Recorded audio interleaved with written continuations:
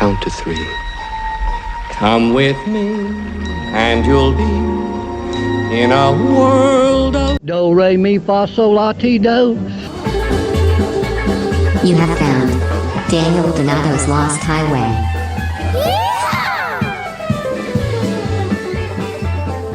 That lost highway.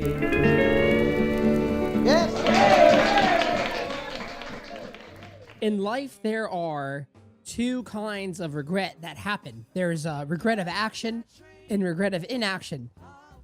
And here on episode 33 of the Lost Highway podcast, yeehaw, y'all, I want to tell y'all that if I sat down, which I did, as a 25-and-a-half-year-old man in the year of 2020, I can say that all of the regrets that I've had in life, honestly, have been regrets from inaction, regret from not saying it, regret from not taking the chance, regret from afraid of failing and never actually have taken the chance to fail.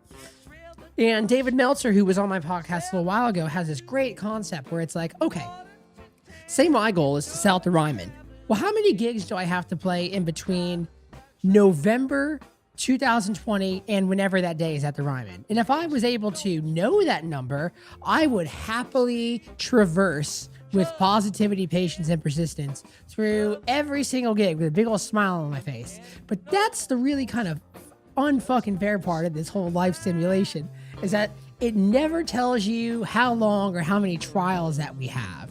So there's this weird formula that has to come into our operative system, which is belief and faith in the idea, not false hope, as wisely stated by Mr. Dave Grohl.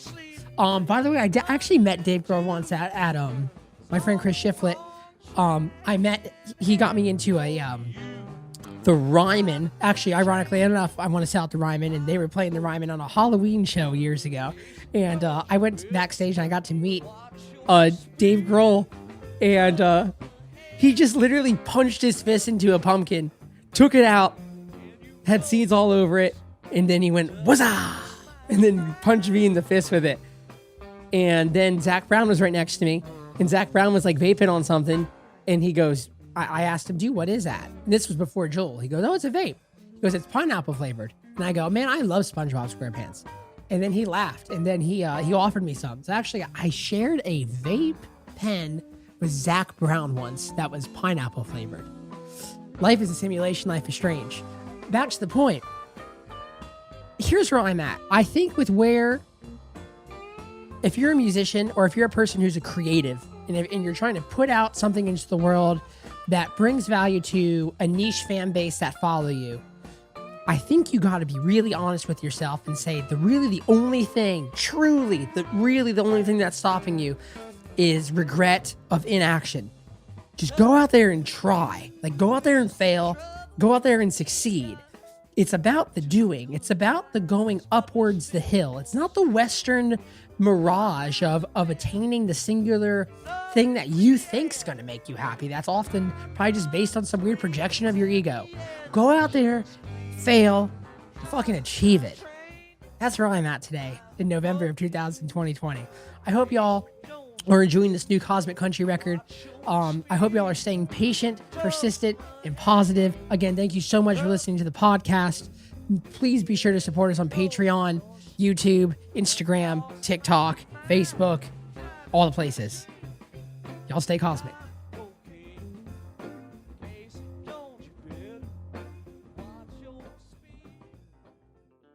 It's going down in the history of my career that there is no other place in the world that is more important to me than Robert's Western World. Robert's Western World is where I discovered my love for country music. It's where I discovered the Don Kelly Band, which is one of the most premier bands that have ever played in Nashville on a regular basis, that have curated some of the best guitar players this world's ever seen. And Robert's Western World exists in this way that doesn't quite make a lot of sense. It vibrates at this level of authenticity that's just like the Ryman Auditorium. And actually, the back door of the Ryman leads into the back door of Roberts directly. It's about a 20-foot difference. It's literally wild. So my theory is that it's radiation poisoning from the mother church of country music. Roberts Western World is known as the home of traditional country music. So it's weird. There's this one pocket of these two buildings that are responsible for so much of the greatness that we find and love within country music. And that has inspired me since I discovered that place when I was 14 years old. After I was busking one day and snuck in there past 6 p.m., past a door guy, and found the Don Kelly Band, discovered country music, discovered bluegrass music, dedicated my life to it. And here we are 11 years later on the Cosmic Country Highway. It's a beautiful thing. Turns out that there's one gentleman that really is responsible for not only recognizing the importance of Roberts Western World, but being the curator of it and being the proprietor and being the man who defends it all. And he really is a hero of mine, and he has been since the day I met him. And his name is Jesse Lee Jones. And he invited me over to his house in East Nashville in his garage that was full of like 30 plus vehicles, all of which were from Europe. And you can actually kind of hear in our conversation, he's having several of them like worked on, engines worked on, front hoods worked on. Jesse is an American dream story. It's endlessly inspiring, and I cannot wait for you guys to discover the power in the hero and somehow still the regular Joe that is Jesse Lee Jones. One of my absolute heroes. This was one of the most inspiring podcasts that I've ever had a chance to be a part of. With no further ado, the owner and proprietor of Roberts Western World, the founder of Brazil Billy, Mr. Jesse Lee Jones. Thanks for doing this. Sure. Wow, right on. So the reason why I wanted to do this is because I started down playing on Broadway 10 years ago, and Roberts has remained very tastefully unchanged in some ways. And I wanted to kind of get your thoughts on why you think that is. Was that intentional? And kind of the story of how that all came to be in your life. Because from the outside stories that I've known, it seems incredibly fascinating and very heroic to some degree. So I'd love to hear some of that. Well, why don't we start with some specifics? Sure. Sounds like you want to cover a long period of time there. Right, sounds like. The first thing, what would be the first thing? The first thing is, how is Roberts unchanged? How do you make that happen? How do you keep that same vibe in a world where Jason Aldean owns his own bar, Luke Bryan owns his own bar? It's still about country music. Well, what it is very simple. You don't fix what it ain't broke. It's very real. That's it. Whoa. So do you, I'm sure you guys are making enough money, like if you wanted to, you could expand Roberts up to the third floor. You could do all those things, but you choose not to. No. Because it's not broken. No, it's not broken. I mean, Roberts can't be changed. Roberts is it's the holy grail. Roberts is like, honestly, outside of the cleaning up of the place and being run like a business now, because I just have to, Roberts is still pretty much what it was 20-some years ago when Robert had it. Robert Moore? Robert Moore. Right. Yeah. I started playing music there in 1994. Well, Brazil Billy was formed in 95. So... and Brazil Billy was your brainchild. That was your vision. Yeah. Well, I used to come to Roberts to listen to BR 549 like everybody else back in the old days. Before hipsters were around. Yeah, exactly. Back when I first came to town, it was a very different place to be. How so? Very, very different. Well, for instance, in 1974, when the Grand Ole Opry moved out of the Ryman, that pretty much, that was the blood that ran through the vein of that area of town. Even financially. Absolutely. Wow. I mean, if you look at pictures of the 40s and the 50s and the 60s, you would have lines of people going around the block, and I don't mean like one or two people. There would be like 5 people lines. It's like there's no such thing. But what I'm saying is, it was unorganized, but because everybody wanted to be there first to get to the first Yeah. seats and, the best seats in the house. But it was like the sidewalks, they were like packed with people going all around the block. That was, in my opinion, that was what kept downtown there going. That's the historic district of Lower Broadway, the 400 block of Lower Broadway. The 400 Yeah, block. that's the historic block. Because you see, you have the Ryman Auditorium directly behind us.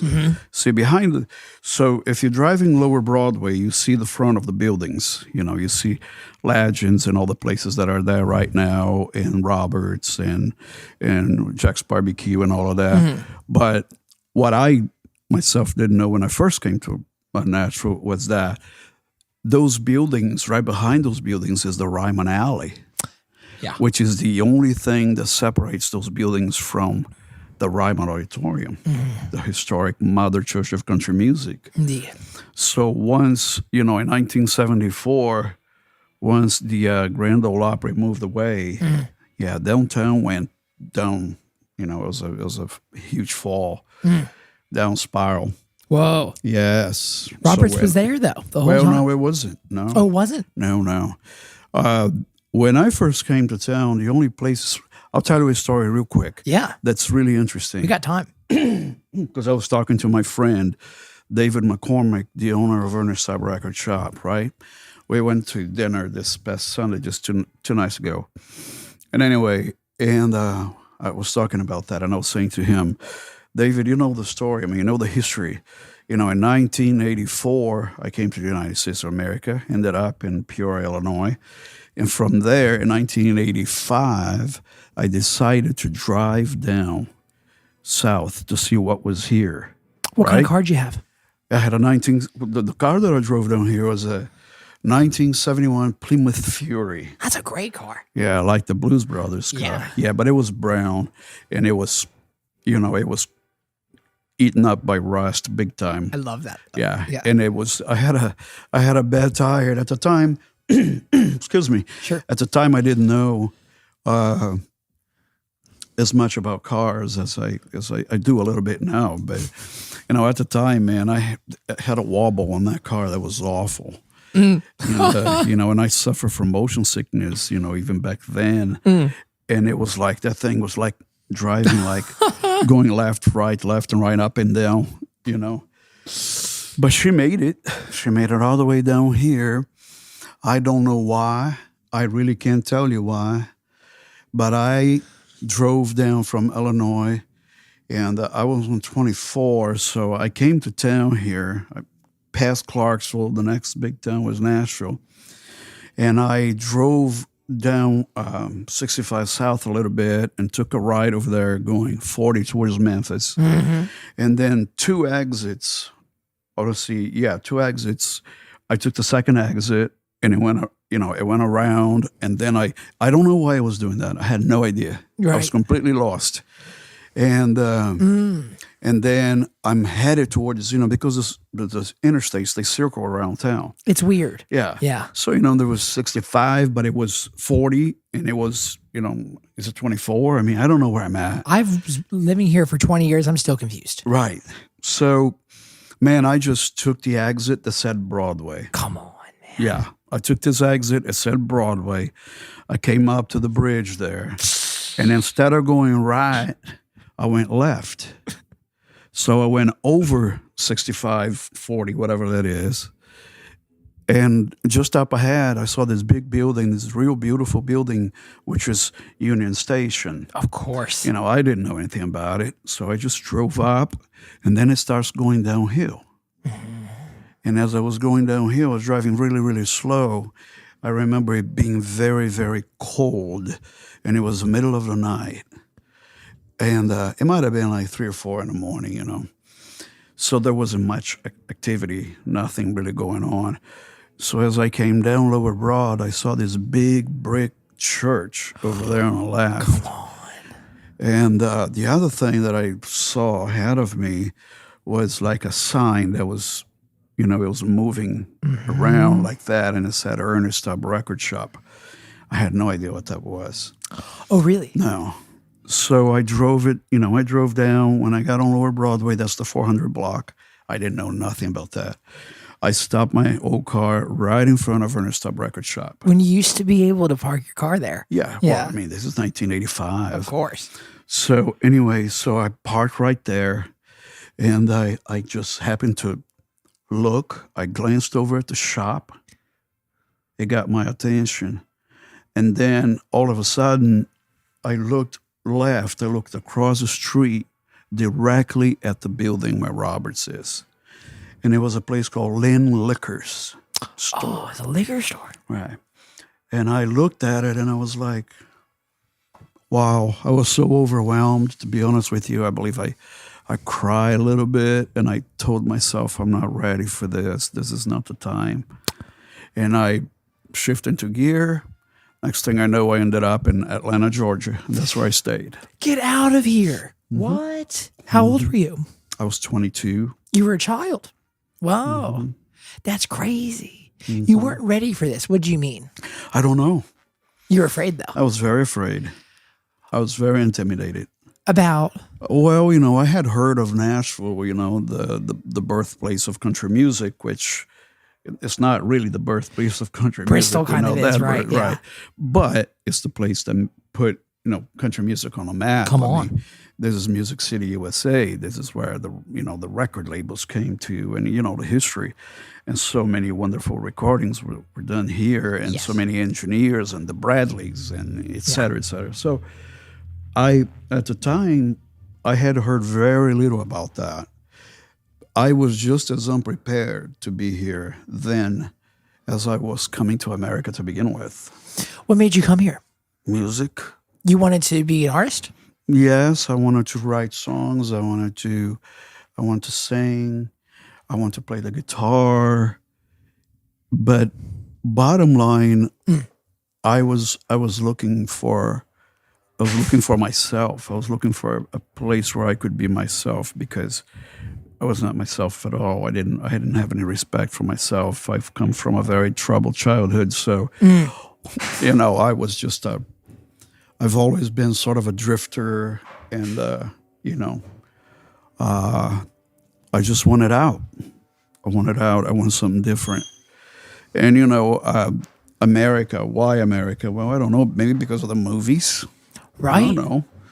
Maybe because as a child, I watched movies and, Hollywood, and Come on. I don't know, man. It's the cars, maybe. I love the cars that I used to see in those movies. Yeah. And that's why today I have some of them. You have 36? Mm-hmm. But you see, when I was growing up, in the 80s, it was like, shoot, man, I watched these movies and there'd be all these 70s cars there, so I was fascinated with those cars. So that might have been one of the reasons. Also, there was a family that were members of my church in Brazil. Oh, come on. But they were very popular in America, called the Osmonds. And they lived outside in Provo, Utah. Well, I don't know where Provo, Utah is, man. But anyway, so I just packed my guitar and my luggage. Do you remember what guitar? Yeah, I had a guitar when I came. Do you know what it was? A Giannini. Really? Yes. Okay, those are cool guitars. Yes. Yeah, I right had on. a Giannini. So what happened was, when I first came to America, I was obviously, I've already told you, very unprepared, but I had the desire to be here. Did you have the bravery? Yes, I guess. I wouldn't do it anymore today. I don't think I could repeat that a little. It was just a story of getting the visa, facing the American consul, and talking to them about my dreams and stuff. And the reason that he even gave me a visa, I don't even know why he did it. So you're having to tell them what your dreams and ambitions Yeah, are. man, because my visa was denied. That takes a lot to have the dreams to come here, stand in front of the council. Well, we see, yeah, exactly. So it's just like if you wanted to go to Italy or Brazil, whatever, you don't have to have a visa, right? Nowadays. But let's say that you did, and let's say that you grew up here, and but you've seen a lot of samba music for whatever reason. You got exposed to that, Of course. and let's say you've you were exposed to some Brazilian jazz and Brazilian pop music, and you grew up watching this stuff or seeing movies, and you have this desire to go to Rio, let's say. Right? Yeah. Let's just say that. But, a lot of people also go to Rio. A lot of people goes to Brazil. And in order to get there, you have to have a visa, you have to have a reason, blah, blah, blah, blah, blah, even if you go as a tourist, whatever. Well, it's just the opposite of that. It was me coming to America. Yeah. But let's say that your visa... That's just fine. I won't pick it up. So too anyway, much. so let's just say that your visa was denied, That's crazy. Yeah, because they don't know, what's your point? I mean, you're coming here for, who are you? Are you going to be staying illegally here? Rah, rah, rah, rah, rah, rah, Whoa, right? come on. Yeah. Well, it is what it is. I get it. So anyway, when you go and your visa is denied, and you say to your friends, man, they're saying to you, hey, you're not going to go to Rio anymore? And you say, well, I can't, man. My visa was denied. Just forget about it. Forget about it, nothing. You're going to go in there. And you say, no. What do you mean I'm going to go in there? So they no appointment. Come on. No appointment. But just give you an idea of where my head was in their heads. So I got on the bus and I drove to this other state, and I got to the American consulate, and I asked to speak with the consul, and they were like, "What the hell are you? Yeah. I mean, you don't have an appointment, do you? I mean, Yeah. what's going on?"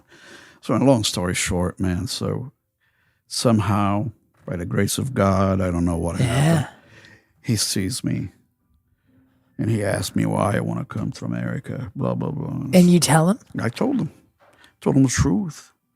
And he said, well, you're not a liar. That's a very important thing, and you have some dreams. And Wow. I can't remember exactly how the whole conversation went, but bottom line was this. He says, he called his secretary and said, go ahead and give him his visa, let him go.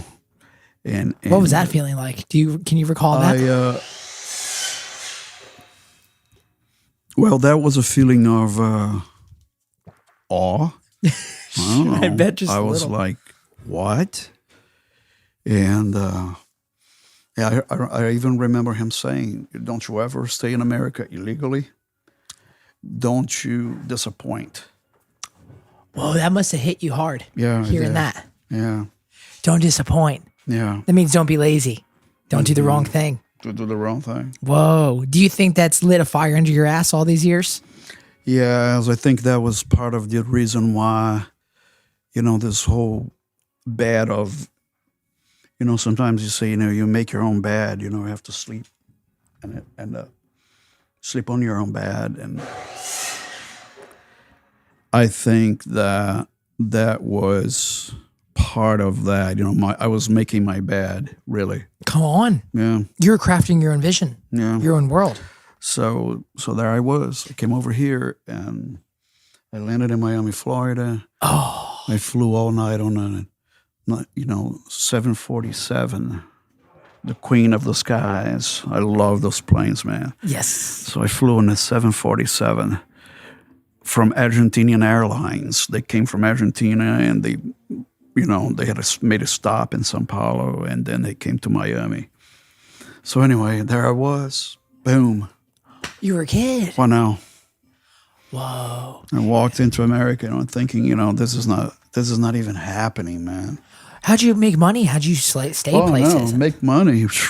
First of all, in order to come, you had to have your ticket, you had to have your visa, you had to have a $500, in your pocket. It was all part. It was all part of the you visiting America. That's what it is. Yeah.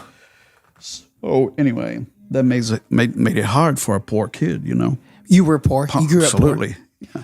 And so, What was poverty like for you as a kid? well, poverty. It all depends on how there are degrees of poverty. Sure.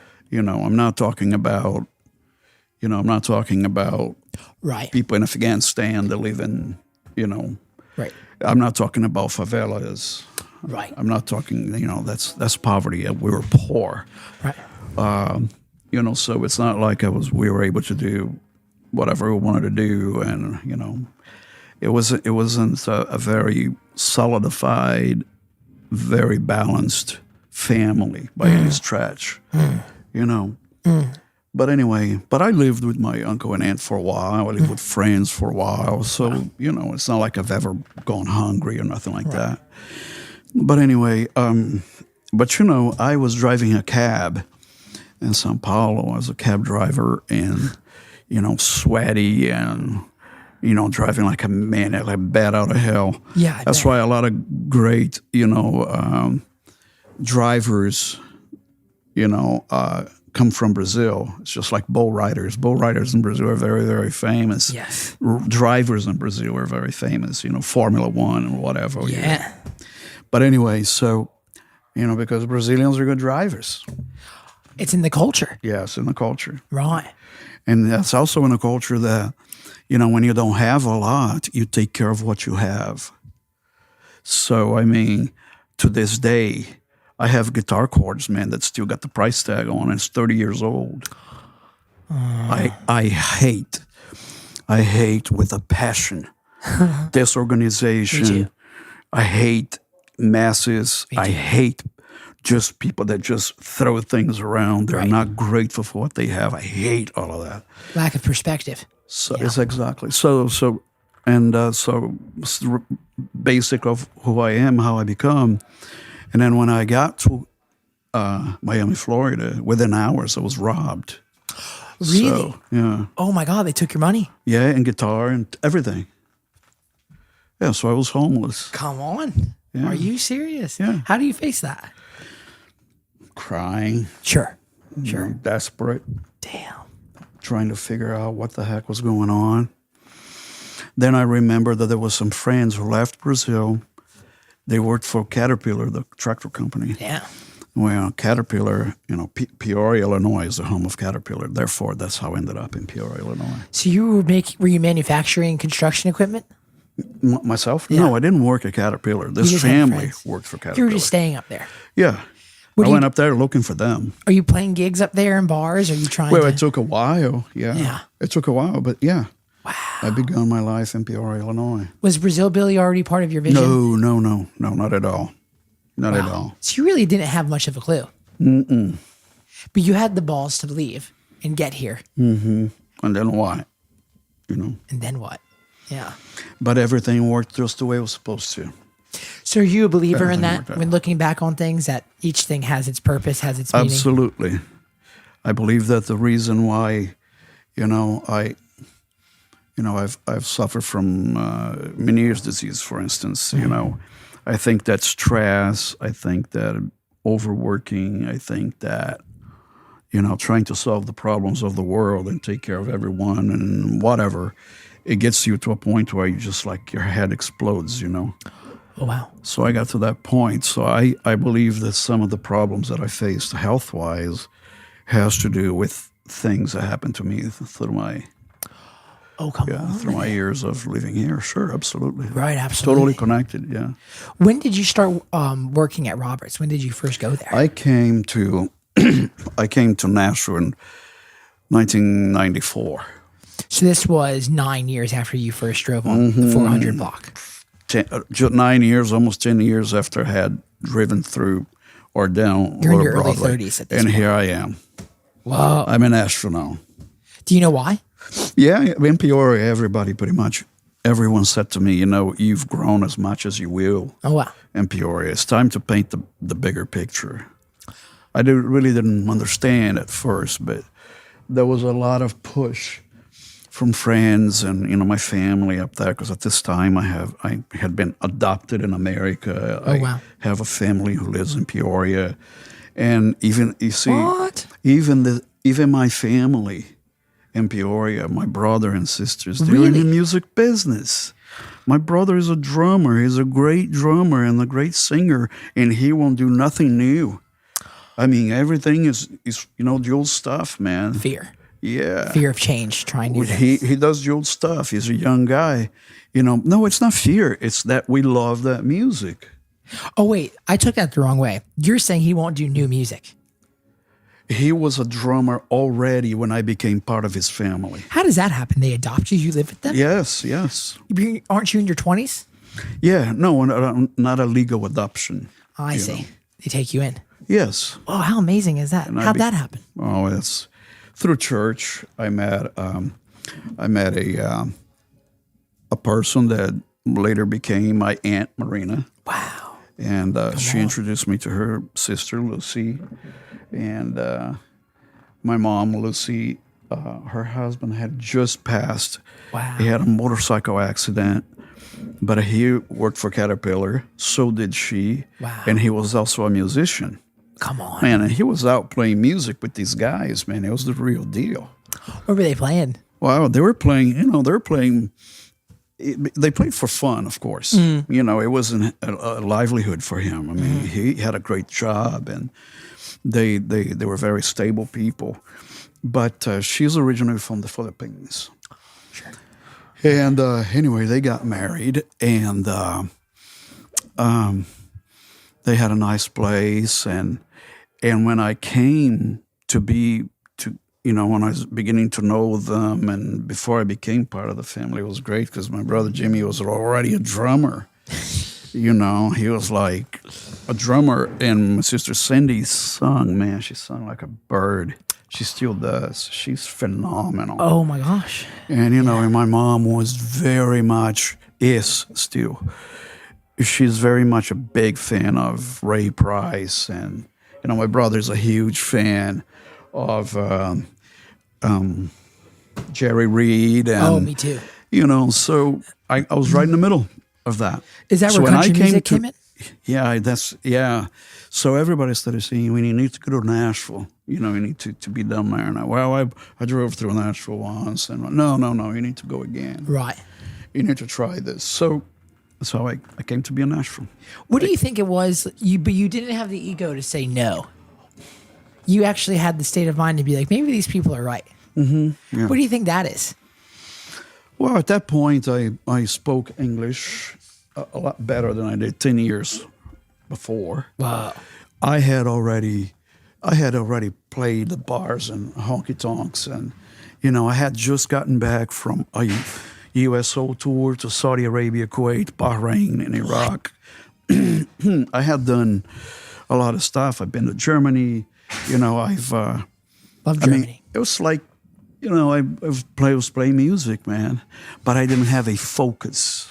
I needed the focus. What does that mean to you? How do you define focus? Well, focus is, who are you? I mean, hey, man, you're a great singer, and you can sing this stuff, and you can play. I mean, you're awesome, but, you can play Marty Robbins, great, and you can play whatever you do right. Well, the reason why I do that is because I don't do anything I don't like to do. Come on with it, right? No, I'm not going to do anything I don't like to do because I'm going to do it poorly. I'm going to do it bad. Exactly what I say. No, I'm not doing it. So, exactly. So if I'm going to do something, it's going to be right. Hopefully, it's going to be right because I love it. Exactly. It's like owning a car for me. Some of these cars, they may not be worth much to some people, but to me, it is. So it's what I love. I bought it because I love it, and I don't sell them because I love it. And then that's how you end up with 36 of them. Yeah. That's very real. See what I'm saying? I very much so do. If you are not focused, if you don't somehow or another, to me it took many, many years and a lot of bumps on the road. It took a lot of sacrifices, a lot of tears to figure this out. Figure out your focus. Mm-hmm. Now, but when I came here, yeah, it was like everything just began to fall into place because before I left Peoria, I was going to be a police officer. So I had, law enforcement. I went to college for law enforcement and criminology. Oh, really? Being a police officer. Still, to this day, I love the uniform. I love the work. I'm a huge supporter of the thin blue line. And, so I left that because fellow officers, my police chief called me in his, room one day in his office, and he said, "You leaving, man? No way. Yeah, we don't want you here. You're too nice of a guy. You're going to end up with a bullet on the back of your head. I don't want to be part of that." Holy and I was shit. like, what the hell? What are you talking about? So, yeah, So I came down here because everybody, man, it was like, in fact, his recommendation letter that he gave me is on a wall with Roberts. I know, it's right when you walk in. So anyway, it's like, so that's what happened. And here I was, and still a little confused, still not very sure yet. But before I left Peoria, here's what I say to you. Some things are just, I don't believe in predetermination. I don't know if that's how it works, but I mean, preordained, perhaps. I believe that person can be preordained to something. There are certain things that are going to happen in your life. You don't believe that's real? I believe that's real. I do too. Right. I don't think it's a predestination, but a preordination, being preordained, if that's the word for it, And maybe it's your job to uncover. Yes. Right. And it's in your hands, and hopefully you're going to see that. You're going to see the light. Sure. So a professor of mine who had become a dear friend, Daryl Hartwig, he was a police officer in Orange County, California. He did all his time there. He moved to Peoria, Illinois. Wow. And he became a, university professor. He came up to me and he said, hey, we used to go out shooting together, and he knew I loved the Western, lifestyle. The boots. I've always loved that. Oh, of course. And being the outlaw look, Jesse James type. That's the thing. So anyway, he said, man, you need to get acquainted with some Marty Robbins music. And I was like, who's that? Really? Gunfighting. But anyway, ballads. I said, wait a minute. Marty Robbins, I have a cassette. Marty Robbins cassette. Christmas music. I love that record. I bought it in a garage sale. Come on. Yeah, in Peoria, Illinois, like 30 years ago. And I was like, yeah, I mean, I heard his Christmas music. And he said, no. See, he's you need to listen to some of his, the ballads, the gun ballads, and this and that and the other. And I said, well, I don't know anything about it. Man, when he introduced me to Marty Robbins, that was it. So do you remember was it Big Iron? Was it Saddle Tramp? Was it El Paso? All of those. Gunfighter ballads, trail songs? All of those. Yeah. Yeah, he gave me a box set. He went across the street. He came to visit me in Nashville, went across the street, and he got a box set From Ernest of Marty Tubb? Robbins. Yeah, from Ernest Tubb Record Shop. How funny is that? Exactly. He brought it to me, and I had told them about my visit to Nashville, the quick visit from years past, and he said, there is Ernest Tubb Record Shop, and this is the building where you said you looked at. What the heck? Did you mean to do this? And I said, no, not at all. Not at all. I don't understand. Wow. When I first moved here, Robert Moore owned Tootsie's Orchid Lounge. What? I did not know this. That was his place. That was his joint. Now, it's a sad story because, very quickly is that Rubel Sanderson Owns Legends, the stage. Yes, he has like 4 or 5 of the places downtown, and he's done very, very well for himself. But at the time, he dealt in poker machines. Yeah. Which was illegal. Oh, sure. But it was. I don't know exactly if it was illegal in every establishment or it had to be, probably legal in bars and things like that. I don't know for sure, the whole story. But I can tell you that in talking to Rubel, we became friends through the years. He's a wonderful guy. He was down there. You were down there. Yeah, well, he said that he had somebody approach him about this place downtown that was going to be for sale. Because he had money. This other person had no money. Rubel had money. Rubel had money. And was he a young guy? Was he a young guy at the time? Well, we're talking 1992. Okay. 93. He's 80. He's 80 now? Yeah. Oh my God. I know. He looks very young. He looks great. Strong, yes. But anyway, the guy that approached him was Steve Smith. Mm-hmm. And now, I don't know if everyone listening will know who Steve Smith is. Oh, Steve Smith is. Yeah. You don't want me to tell you who Steve Smith is in this podcast because I don't lie. Good. And if I tell you the truth, it's just I don't like to be, You know, I don't like to be mean about people. So it's like, if you don't have something good to say about someone, don't say anything. And especially don't lie. Always tell the truth on exactly. it. So anyway, but this troublemaker was a convicted felon, and he could not own a bar or be in the middle of poker machines or whatever illegal things. Him and his brother, and so they somehow or another there was a connection there. I don't know if it was over the machines, where he had met Rubel. So he goes to Rubel about this place. Rubel doesn't know him. So Rubel comes downtown and meets Robert Moore, right? Come on. Yeah, with Steve Smith. Robert Moore immediately hated Steve Smith. Something he said, he'd done, just like everybody else. He just pissed him off right off the bat. Sure. But Rubel was able to connect. Rubel connected with Robert. What happened was, I know this is going a little, to the side here. Oh, I love it. But the building was falling in. Really? It was in bad shape, huh? Very, very bad shape. From the top down? Top down. Yeah. And the city, at that time, or in the 80s, we had a mayor that was going to level all of that down. No shit. Yeah, that was all going to be gone.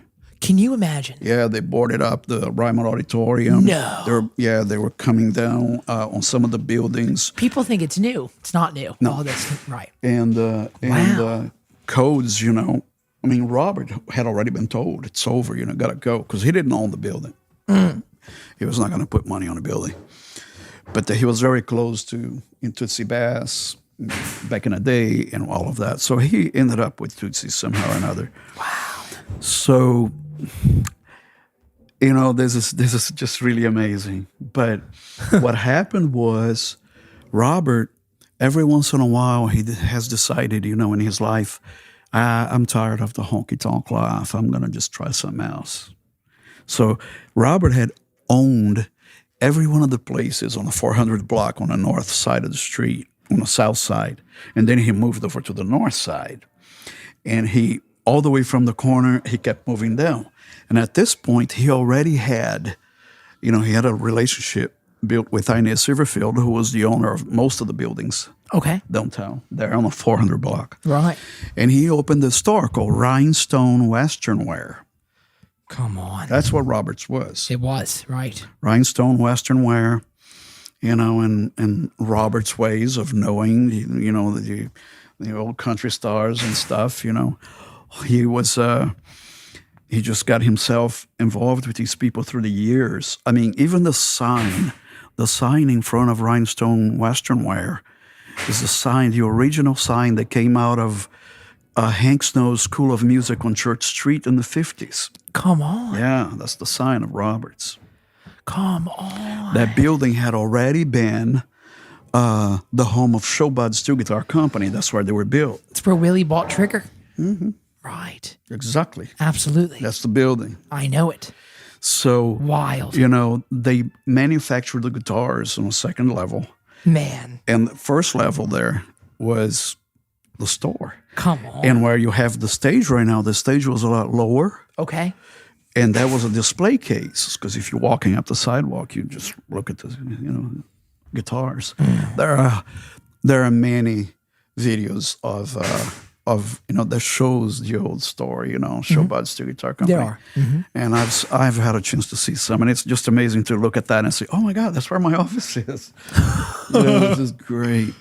So what I was telling you earlier was that the 400 block is a historic block because you had the Ryman Auditorium behind us. You had Showbud Steel Guitar Company. Mm-hmm. You had George Jones' Possum Holler. Oh, I don't know that one. You had Possum Holler. You had Tootsie's Orchid Lounge right there, where people would play at the Ryman or the Grand Ole Opry, and they come to Tootsie's and have a drink, go over to Shot Jackson and buy a guitar, walks directly through the stores across the street into Ernest Tubb Record Shop, where you had the Midnight Jamboree. Every Saturday.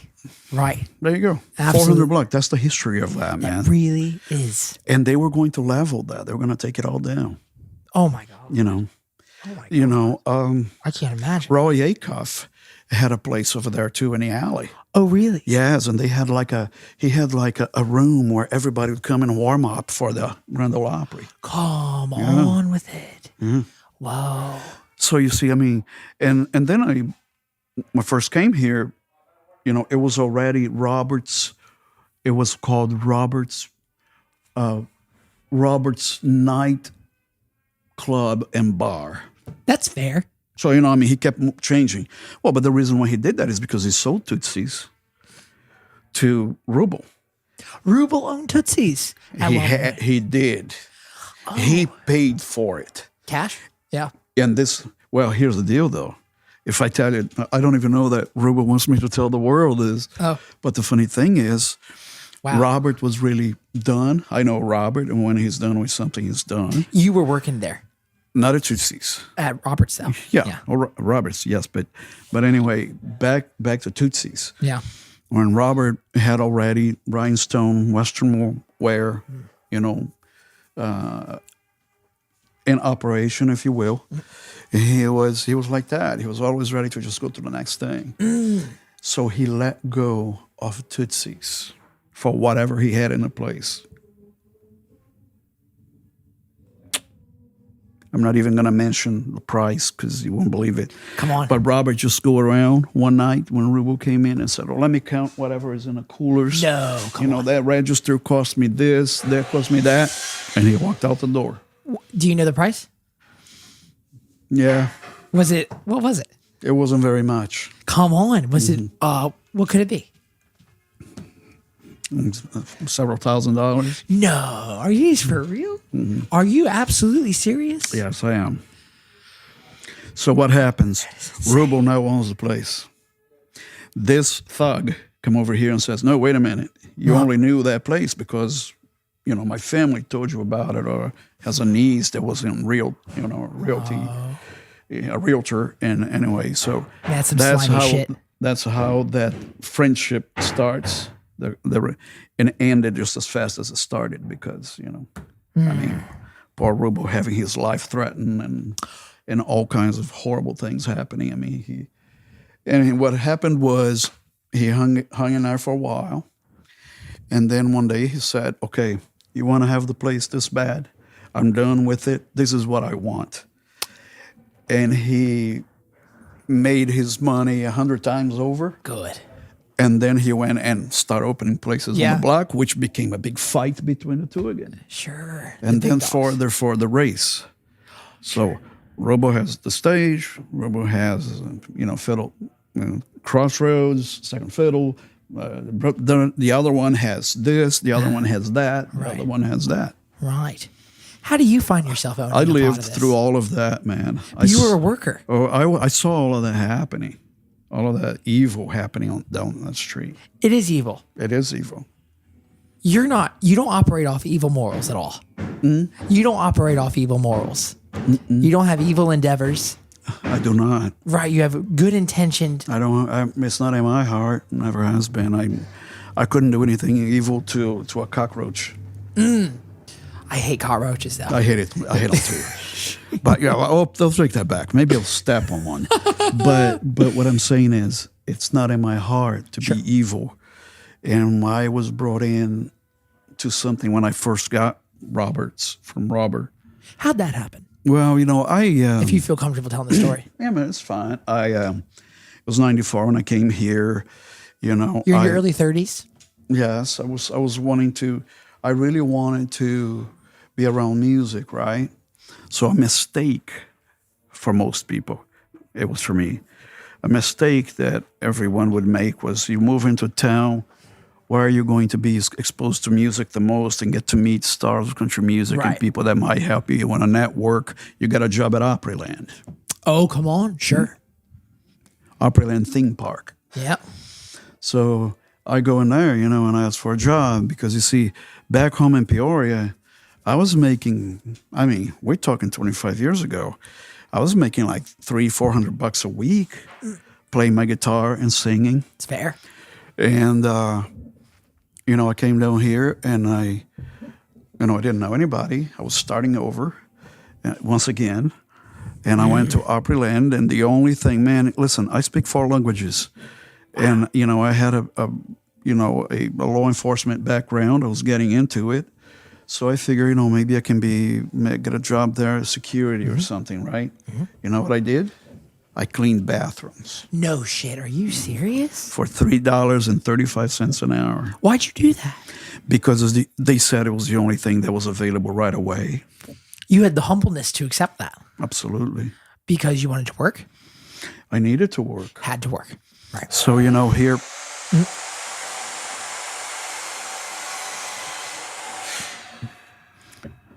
So, here I was, I moved to Nashville. I need a job. And so I took the job at Opryland that they had, and, I'm nobody, I'm not better than anyone, and I'm very neat, I'm very organized. They told me it was going to be maintenance. Jesus. It turns out to be, cleaning, janitorial. Yes. So anyway, but I did it. Holy shit. Yeah, I was really depressed. Right. Yeah, I did it at night. Did you feel kind of like you lost? Yeah, I felt like I had stepped back big time. It's a terrible feeling. And but what happened was for the first several months, I kept some of my gigs in Peoria on Fridays and Saturday nights. Smart man. It's the only way to pay my rent. Right. Oh, come on. So what would happen was I did, janitorial work during the week. Jeez. And then on Friday, I jump in a car, my old beat up Ford van, and I go to Peoria, 8 hours behind the wheel. And I'd play music Friday and Saturday, come back on Saturday night, I'd go back to Opryland, and start the week again. Come on. Sunday night. Come on. So it was during these journeys back and forth to Peoria, Illinois, 8 hours behind the wheel that I would listen to my cassettes. You know how I made the drive as tired as I was, as depressed as I was? The way I made the drive was I cried for 8 hours straight listening to Marty Robbins music. It got to me, to my heart like that. It got to me, man. It's like I started leaving. I was alive now. I've wasted so many years. What have I done? I'm listening to this stuff and I'm thinking, my God, that is my call right there. Oh, he helped you find your focus. 100%. Whoa. Through my criminology professor who gave me the gift. It has a way of writing itself. Mm-hmm. Oh my God. Mm-hmm. Is that how you were learning to sing in that style? Mm-hmm. So you were just copying? Well, I didn't have at that time, I didn't have a personality of my own, but I didn't want to continue to do what I did back in Peoria, which was sing everything, everywhere, every band, right. Just cover. So I started writing a little and, and I, like I said, I had a fiance. I was engaged in Peoria, and of course that didn't go through. You were engaged while you were doing janitorial work at Opryland? Mm-hmm. She lived in Peoria? Mm-hmm. You were all over the place. Yeah, she came down here to stay with me. Whoa. And, but so, man, it was tough. Now, let me tell you this. Yeah. I was doing Sunday night because I had to have my Friday night in Peoria. Sure. So I had to go Sunday through Thursday or Friday morning. Jesus. Right? So what I did was I did that during the day. I did that at night. And that's one of the reasons why I became extremely skinny. I was skin and bones, man. Right. I was very, very skinny. I was very depressed. But I wasn't, I didn't catch that. Depression is real. And at that time, I didn't know, Right. I know my father was depressed and my grandfather was depressed, but hell, I don't know what we know depression so is. much more now. Right. Yeah. But anyway, so, yeah, that's when my health actually began to deteriorate, and I wasn't aware of it. So, yeah, I worked all week here. Holy shit. Went to Peoria on the weekends, And during the day here, I booked myself some retirement homes, some nursing homes. No. I played like 32 nursing homes a month. What? I had one every day, That's sometimes insane. two, during the day. But I worked, hauling hoses on my back all night, from 10 until 7 in the morning. Oh my God, 9 hours? Mm-hmm. And then during the day, I would play retirement homes, and they liked me a lot, so they would have me back all the time, once a month. Whoa. And then on the weekends, I drove to Peoria, Man. and that's how I lived for a while. And Oh, you're hustling. so, eventually I was able to get a job playing music, and I was playing piano. I mean, there's this guy that used to go to church. He was like a one-man show type thing. Yeah. He played the piano and had a drum machine. I've seen a lot of that, but, I don't know if I could do it, but I was hungry enough to do it. He asked me once if I would fill in for him at this place by Opryland, a hotel lounge. And I said, sure, man, I'll give it a try. So I went out there, brought my PA and stuff, and I set everything up. And I played the piano, and I played guitar, and I sung, and I ended up with the job. They let him go, and they kept me. Really? And so I was really embarrassed about that. And he really just pretty much hated me forever after that. So I didn't mean to do that. You did your job, though. You did your job. Yeah. Where does Roberts come in? Well, I started going downtown, finally. 1994, towards the end of 94. I started to go downtown.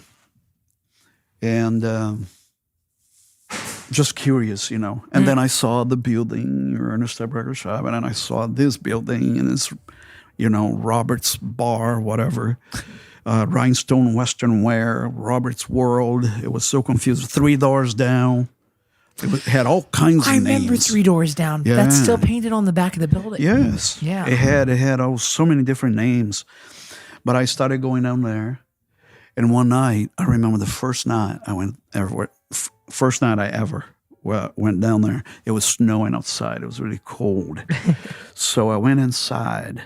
And it was like, he had boots along both walls. And Still. and it had There are booths then, too, right? Yeah. Yeah. Booths, yeah. And then he also had cowboy boots on the walls. Right. And he had shirts and hats and things like that. But yet there was this old beat up PA system, on what was once a showcase display for instruments. So there's this guy there, man, and he's like playing the guitar and singing this old music I never heard of before. And he's just singing that. And there were only 2 ladies there. There was 2 ladies sitting there. And they were arguing, fussing with each other. Yeah, man. So, I sat there where the ATM machine is now. There used to be a booth in there. Right where the door is. So I sat there and I started looking, at the band, at the guy. And there was this guy over here. This is a clothing store. But yet there's a guy over here smoking a cigarette, flipping a burger or something, like whatever it was. It was a tiny little kitchen. Yeah. He went ahead and put the hood in there. So that area was his little kitchen at the time. And there's Larry Helms was his name. Of course, I didn't know him then, but Larry was the maintenance guy. He was everything for Robert. Yep. And he was up there with this, I noticed that he had this cigarette in his mouth, and the ashes were really long and about to fall. While and he's he's like cooking, man.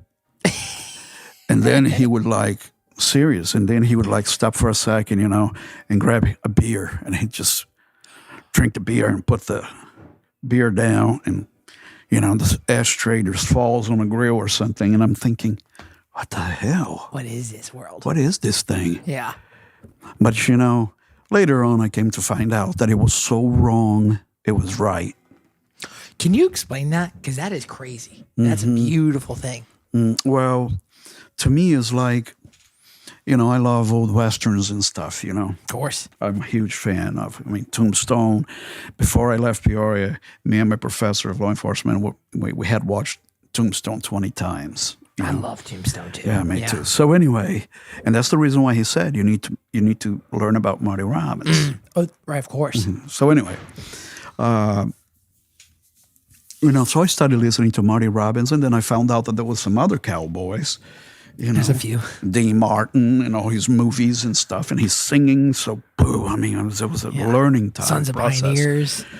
So anyway, that was my first time there, and I'm looking at that, and I'm thinking, wow, there might have been somebody, because it was a very long room, so there might have been someone there that Larry was cooking, that flipping that, whatever he was doing, too.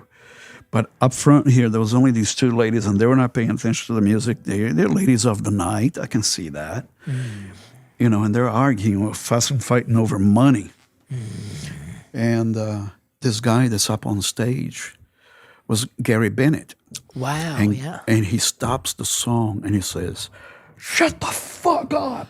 on a microphone. Love that. And I was like... Whoa. Man, I was like, wow. What is this place? And then he goes right back to playing. And he gets, and he starts playing the song, and he's moving his legs like he's going up a ladder or something, And he's singing 4 a.m. And I listened to the song, and I fell in love with it. I was, God almighty. Wow. See, all of those things, they were very depressing. I was digging it because that's where I was. Yeah, indeed. So, man, I mean, I love just those depressing songs. Thank God I never drank alcohol, never smoked, I never used drugs, because that would have been the time where that would have been when you did it. That would have been when I really would have gotten into it. Man, like Saddle Tramp, Hanging Tree. Oh, Jesus. These are all just amazing. I'm listening to this stuff and I'm crying my eyes out, man.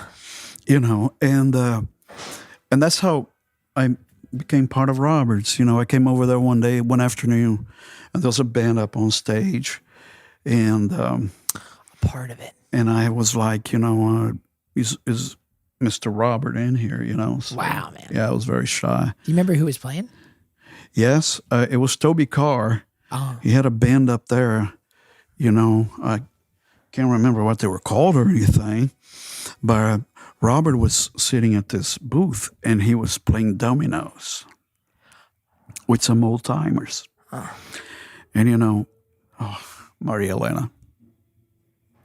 Yes, sir. I love this stuff, man. But anyway, remember this? Absolutely. Oh, but anyway, so Robert's sitting there, and his hat was like, he sat on his hat and just put it back on his head. His eyeglasses were missing one of the little legs, what do you call it? Little arms there. And he had like ketchup and mustard on his shirt. On like a plaid shirt. Yeah. I was like, what the hell? It was a white shirt. White shirt with a mechanic patch that said Robert. Come on. Yeah. So, and he got up and he was chewing tobacco or something, he's spitting. And I'm thinking, oh my God, what am I getting into, But to me, to say that it was so wrong was right.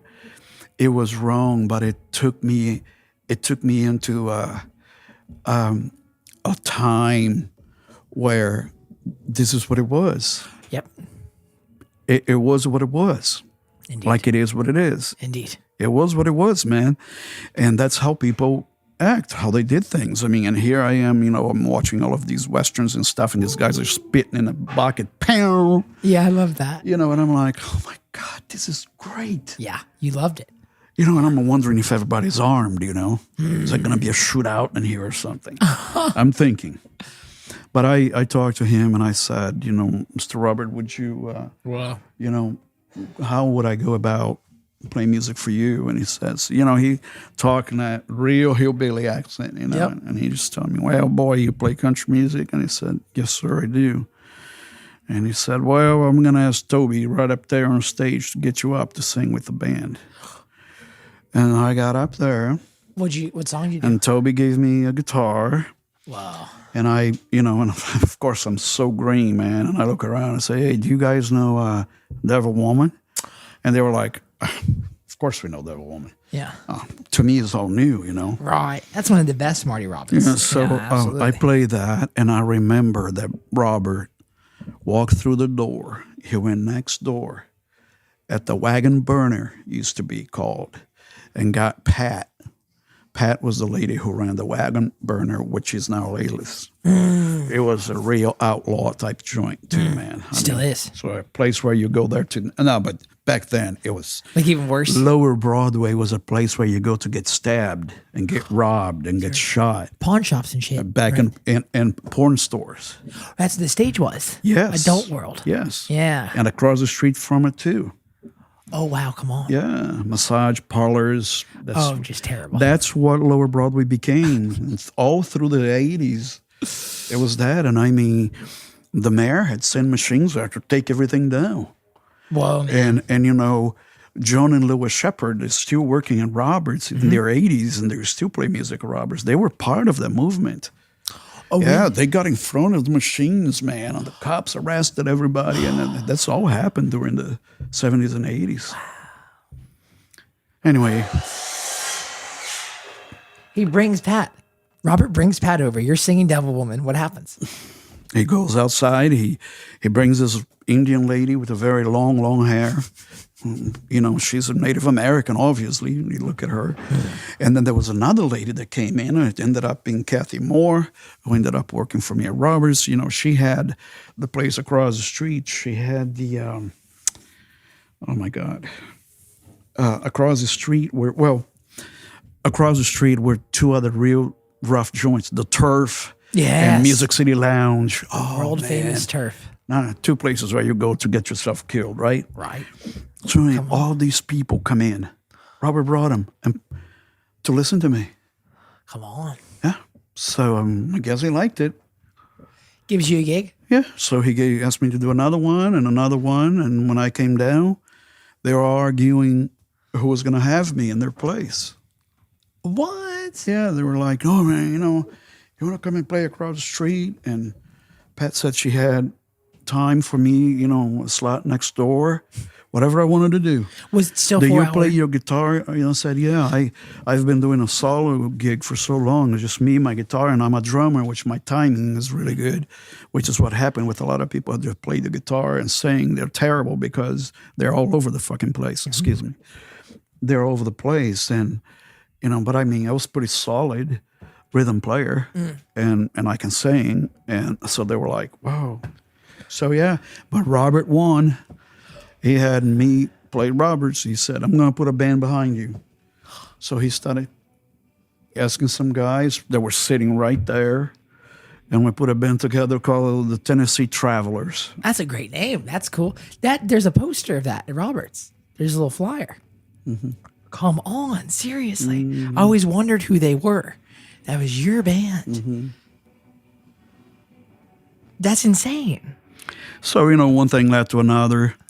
In 1995, Beer 549 had the gig at the time, and I mean, the place was packed. It was the only place. Now, listen to me. I like to emphasize this. Yeah, please. Because a lot of people don't know this history, and it's very true. Here we go. It was not Tootsie's. It wasn't Tootsie's. It wasn't anybody else. It was Robert's Western World bringing in all the college kids. Really, culture. They are all coming down to that place, that one place. And Beer 549 is up on stage playing, and wearing the old suits and stuff. And it was a blast. What do you think it was? Packed. It was so wrong, I was right. Oh, my God. That is beautiful. That's so real. They did just weekends, Friday, Saturdays? No, they were doing Thursday, Friday, Saturdays. 6 to 10 or 10 to 2? They were doing the 10 to 2. Oh, okay. Yeah. Who was doing 6 to 10? Then I was doing it. Really? I was doing 6 to 10. Oh, that's beauty. And then one night I stayed, because I would always stay afterwards to listen to Beer 549. We became friends and stuff, and a lot of people that come in there. There was a lot of things happening, man. You had everybody in the music business hanging out there. Yeah, sure. Here it is, 1995, 1996, and you have all of these people coming in. Farron Young would hang out there at the end of the bar. You know, George Jones would come in with other musicians that played for these people. You know, I mean, everybody was coming there. But it wasn't until the famous guitar player, you know, oh, Jesus. Chet Atkins? It wasn't until the famous guitar player Chet Atkins began to hang out there that things began to move. Oh. When Chet began to come there, I remember really well, you know, all of a sudden, record labels are fighting over Beer 549. Come on. Mm-hmm. Yeah. Okay. It's unbelievable. Whoa. So there was magic happening. Yeah. And then one night, one of the boys on stage said, hey, you know, how about that Brazil Billy, you know, plays before us and stuff. So then they had this very brief discussion, and I can't remember if it was Gary or if it was Chuck who said, Brazil Billy, man, that's a long one. What about Brazil Billy? Let's just call him Brazil Billy. Oh, my God. That is crazy. Mm-hmm. So how long are you doing the 6 to 10 there? How many years? Just 1 year, 2 years? Yeah, just it would have been 1995, 1996. And you own the place somehow. Well, that's a 99. So you do the gig for 3 years, then you start to own the place? How does that happen? Now, I was there for 4 years almost. Wow. 4 years. And, you know, again, my engagement had ended, and I was here. I was really depressed, and I was playing retirement homes still. Well, you went back to doing all that. No, and I never stopped doing it. I stopped going to Peoria on the weekends because I couldn't do that anymore. And you quit Opryland. Yeah. Well, I was at Opryland for a while. Yeah. But I was changing. Yeah. Times were changing.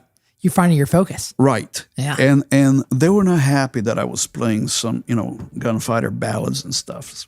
Yeah. Where's the old Jassy? And I said, well, I mean, I'm still here. It's just that I've discovered this thing and I'm in love with it. You're changing, yeah. So once I started playing Robert, I just did Roberts, found a decent, nice place to work during the day. Yeah, man. And, you know, I did translations for a company, voiceovers, you know, in Portuguese, Italian. And so things began to change. And I started meeting people. And then I met David McCormick from Ernest Tubb Record Shop. Then other stars of country music wanted to get up and play music with me, you know. And come on. So it was like, boom, here I am in the middle of this now. It's what you dreamed of. Yeah. And then, you know, Robert was now getting tired. You know, we all saw it coming. He had a fight. He had a boxing ring up there. What? On the second floor. So where that second bar is, it was once a boxing rink? Yeah. It was a rink. It was upstairs. He was always been a fighter.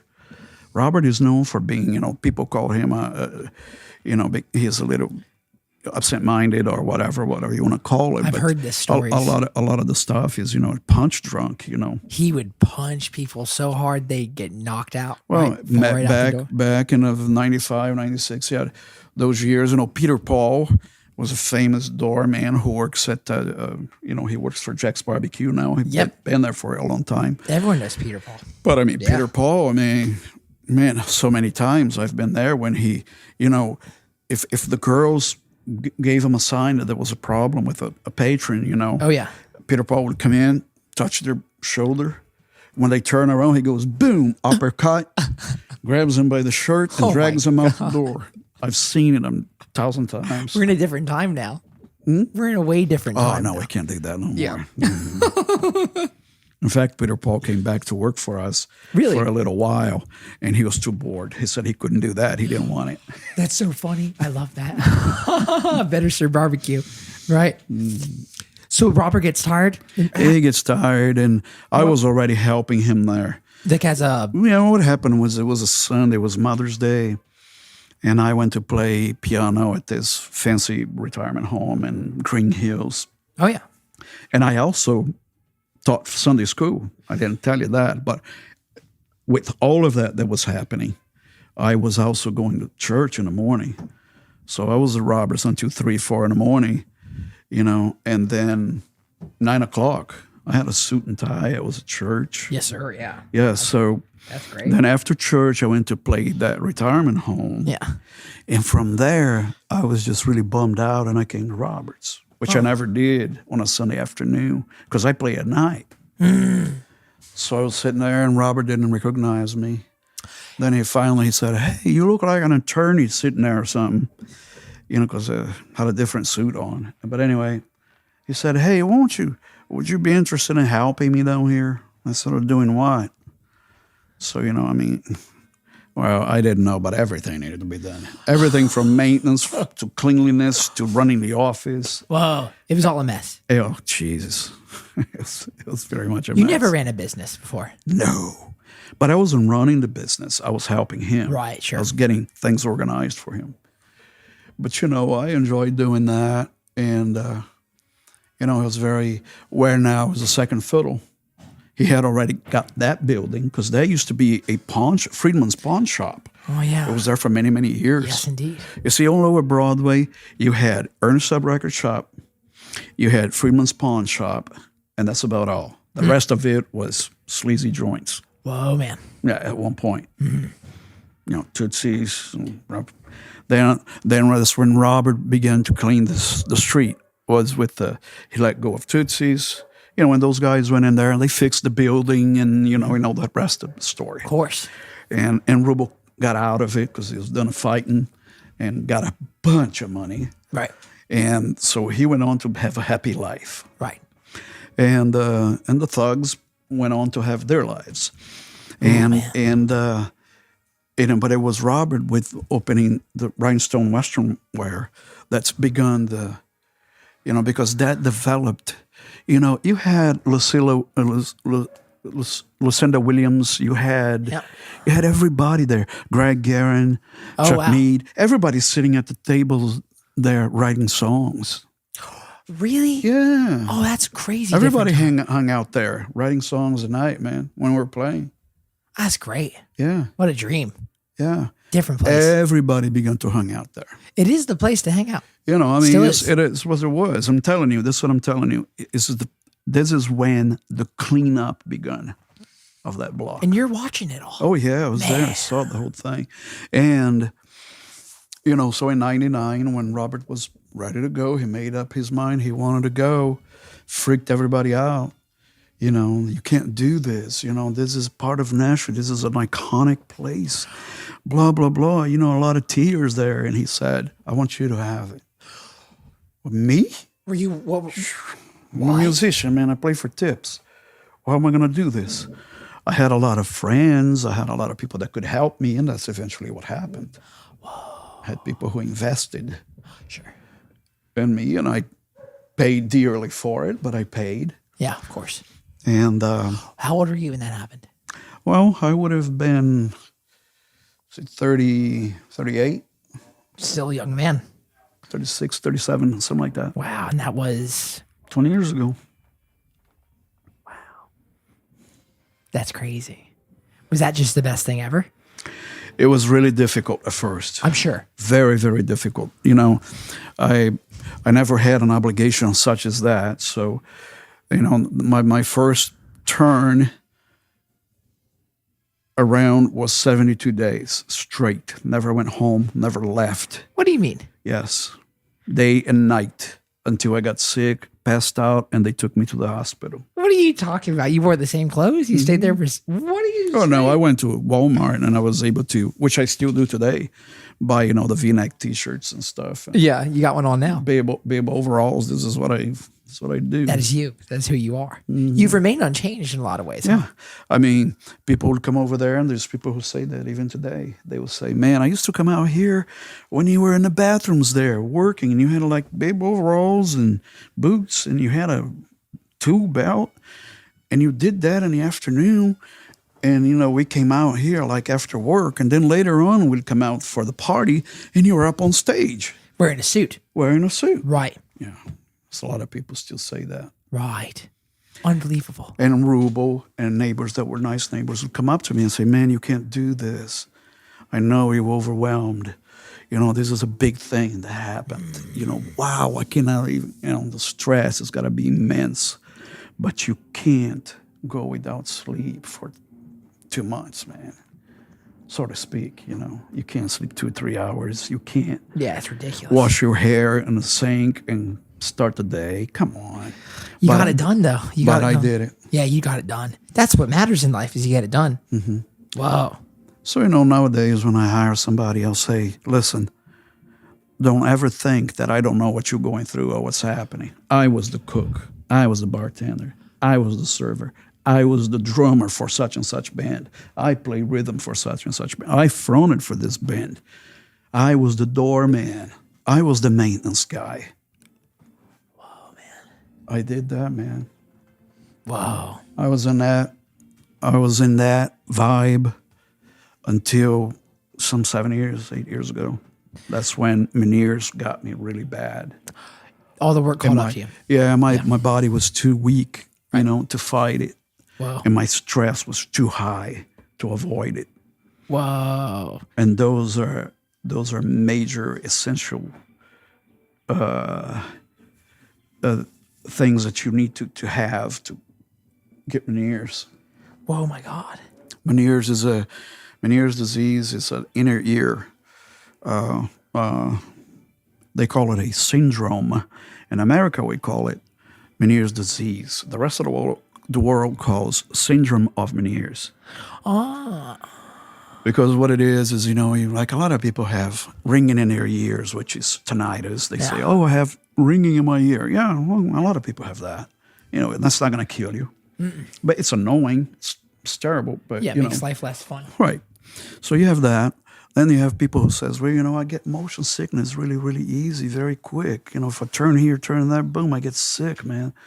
Well, and then you have other people who says, man, I have a fullness in my ear. Pressure is really, really bad.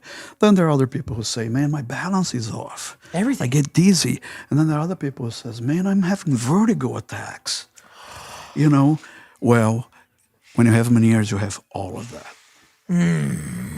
Not one of the symptoms, you have all the symptoms. What do? You change your diet? Do you exercise? Yeah, you change your diet. You know, you do everything you can. There's no cure for it. Sucks, man. You never indulged in any vices either. Mm-mm. Wow.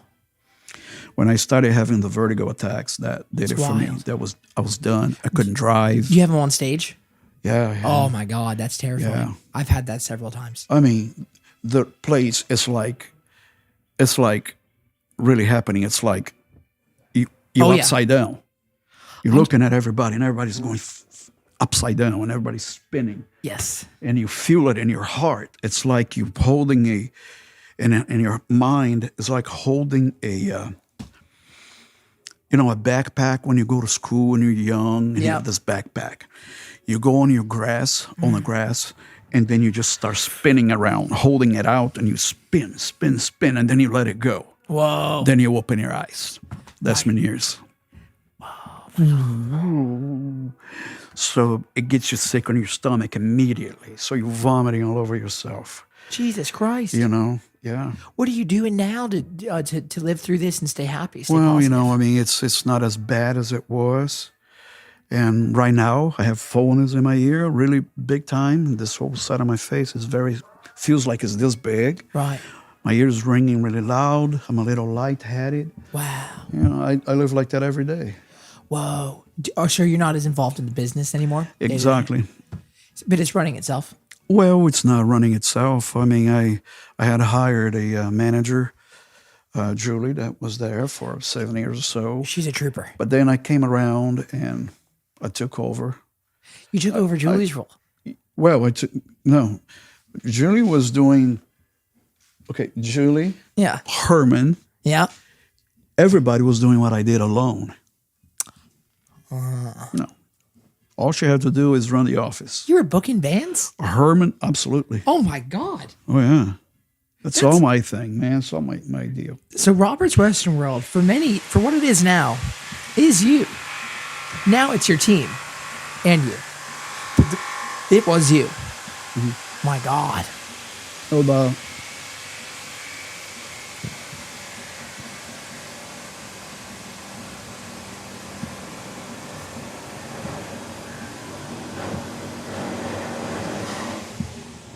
No doubt about that. Robert's from 1999 until 2012, 13. I did everything. If there was an office, it was because I was running the office. And my office was clean, neat, and organized. Of course. Even though sometimes, man, just talking about my age starts going crazy. That's wild. You know, I walk through the front door, and as I walk through the front door in the morning, I look over to the stage on the left, and I see all kinds of things that nobody done Yep. or took care of the night before. So I'm directly up on stage. I'm folding stands. I'm putting amps away.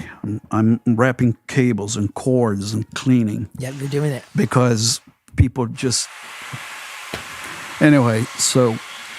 And as I start walking through the place, I find something else with the boots that's wrong. Oh, yeah. And then before I get to my office, it's like 5 o'clock in the afternoon. I'll never forget when I was playing in Don's band years ago. You came in and it was a dead night. It was a Wednesday, middle of winter, just one of those slow nights. And there was a mayonnaise packet on the floor, and there was a couple dancing, like really dancing well. And you walked in, you saw the mayonnaise packet, and then you waited until they got out of the way, and you ran and you grabbed the packet, Oh, really? threw it away, went up to your office. And it was like, that is how you run a business. Absolutely. And I always have run the business as a family. You know, I don't have employees, man. I don't like that term. We're not employees. We are all a family. Wow. You know, I guess it's the fact that I didn't have a family that was very close. Now we are. Things have really changed nowadays. But, you know, it's funny because, you know, when there is a problem, something that Rubo or anybody else or Layla would fire somebody on the spot, I call him and say, hey, man, come and meet with me. Hey, man, what's going on? That's how I do business, man. Empathy's real. Yeah, but the whole thing is it caused me a lot of problems. But, you know, now Emily, my fiancée, my future wife, she is now helping me with it. She helped me through my illness. Wow. If it hadn't been for her, man, I would have shot myself in the head a long time ago. Come on. Absolutely. I was that close to it. You're very depressed, man. Whoa, man. I was there. That's crazy. Even when Roberts was booming, like he's still doing really well. Doesn't matter, man. Doesn't matter. Listen, when you lay in your bed at night and you can't sleep and the bed's spinning, you can get out of bed to get to the bathroom without vomiting. Oh my God. You can't stand up to pee. You can't drive your cars anymore. You can go to work. That's what happens to a lot of people with Meniere's. In fact, I know of some people with Meniere's right now who are in the industry, who are people who have fame, and they are like, you know, joined this organization, you know, and the American Hearing Association of America. In it, they talk a lot about Meniere's and the troubles of living with Meniere's. And I mean, there's a lot of people who live with this, man, that they're done. They're done. You want to put a bullet to your, you know, you know, with my background, man, you know, I love guns and you know, police officers usually have this idea that, you know, you want to make it fast. Just put it in your mouth and pull the trigger. Jesus Christ, you've had these thoughts. You've done it. Oh yeah, I had a gun to my mouth. No, are you for real? And I'm looking at it, you know, and it was like the Holy Spirit, man, or something just came over me and said, can't do this. You can't do this. You've worked so hard, and now you're going to spend eternity in hell for doing this. I had these voices in my head. Wow. Man. Is it bravery? It must be bravery, must be drive and focus. Love that gets you through. Mm-hmm. My God. That's wild. Mm-hmm. Thanks for sharing that. Mm-hmm. People will love to hear that. They'll find a lot of, it makes it, your story is one of a lot of heroicism, man. A lot of focus. Yeah, and you see, a lot of a journey too. You know, and coming from a boy that wasn't really focused, you know. Whoa. Well, a lot of people who listen are younger, and they're still trying to find focus. What's some advice you'd give them? Wait, Yeah. you want to ask that again? Sure. A lot of people that listen to this you're going to see that's going to be like a lot of young males. Mm-hmm. They're still trying to find focus. They're still trying to find their place in this world. What's some advice you give them? Well, I tell you, I'm going to say this to you, and I say it respectfully because I'm no better than anybody. I'm not judging anybody. I would never do that. Yeah. I'm very accepting of things, and that's why I usually want to know what the problem is. I don't want to fire you. Why don't we talk about this?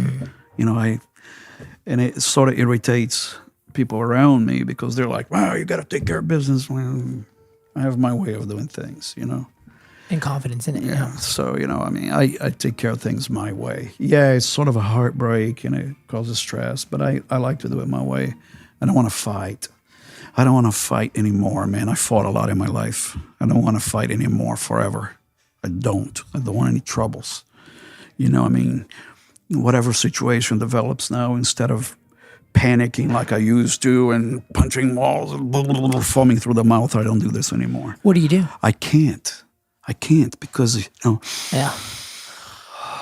There you go. Think about this. Just think about this. That's the answer. Because if I get a little excited, man, my ear is going to go nuts on me. Right.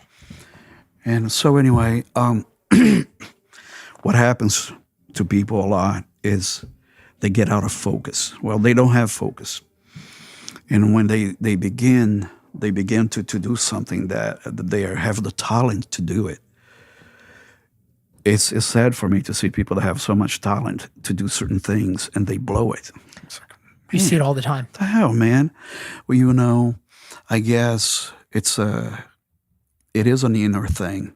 It's, I guess the fact that I grew up in a church that helped me, because that's the only real support I ever had, emotional, psychological. So I didn't drink, I didn't smoke, I don't drink caffeine.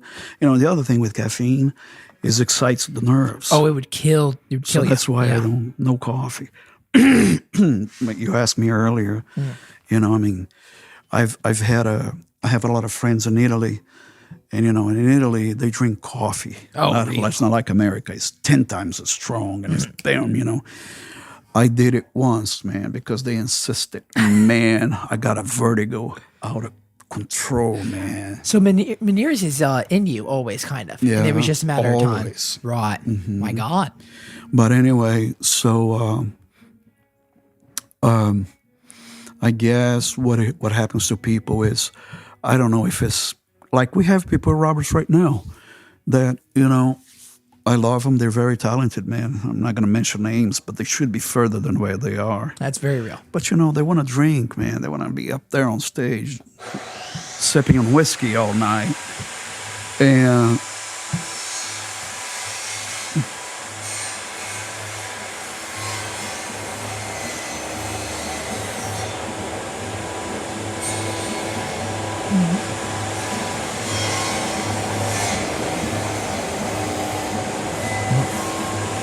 they're probably working on the curves, and that's what's taking long. But anyway, there are people at Roberts right now that, it's not my business. Like I said, I'm not judging anybody. Do whatever you want.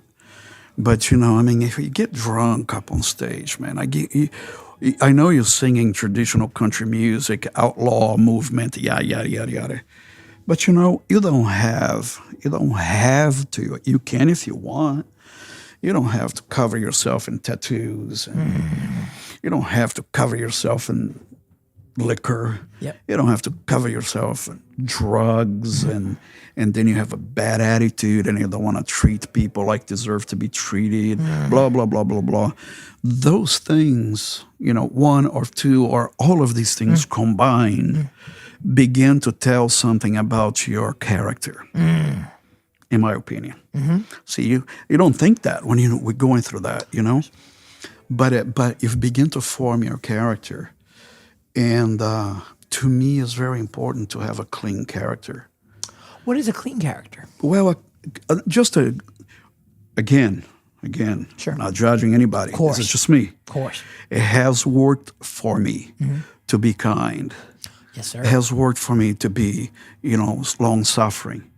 It has worked for me not to drink. It has worked for me not to smoke. It has worked for me not to use drugs. It has worked for me, if people out there say, well, I do this because of that and because my life is... I have plenty of problems, man. We all do. I have plenty of reasons to do it too. I just decided not to. See what I mean? Doesn't make you better than anybody. It just makes you yourself. I do. And it's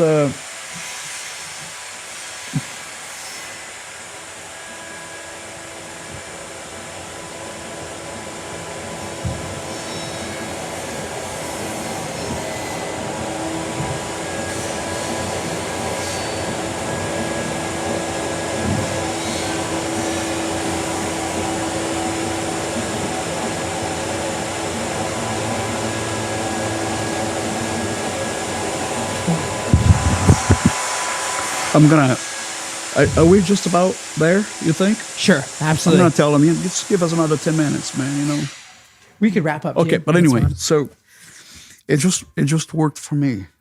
Yeah. There's nothing wrong, man. I love people. It doesn't matter if you use drugs, whatever you do. I love everybody, It's not about what you do. It's not about your color or religion or your preferences. To me, it doesn't matter at all. Everyone should be whoever they feel they want to be.